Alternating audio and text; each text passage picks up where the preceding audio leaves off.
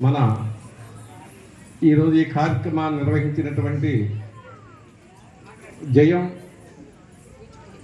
కూచిపూడి నాట్య కళాశాల జాహ్నవి గారికి, అలాగే ఈ యొక్క నాట్యాన్ని ప్రోత్సహిస్తున్నటువంటి తల్లిదండ్రులకు, అలాగే పిల్లలకి ఆ స్వామివారి యొక్క ఆశీస్సులు ఎల్లవేళలా ఉండాలని చెప్పి మనసారా కోరుకుంటూ, ఎందుకంటే మన కళలన్నీ కూడా చాలా మరుగున పడిపోతూ ఉన్నాయన్నమాట. కాబట్టి ఇలాంటి కళలన్నీ కూడా మనం వృద్ధిలోకి తీసుకురావాలి.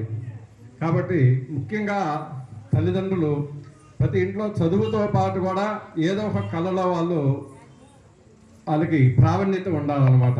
ఈ భరతనాట్యం కానీ, అలాగే పాటలు పాడటం కానీ, అలాగే ఇంకొకటి తబలా కానీ, హార్మోని కానీ, ఇలాంటివన్నీ కూడా కళలు చాలా వరకు మరుగున పడిపోతూ ఉన్నాయన్నమాట. కాబట్టి అలాంటి కళలన్నీ కూడా మనం వృద్ధిలోకి తీసుకురావాలి. కాబట్టి ప్రతి ఒక్క ఇంట్లో కూడా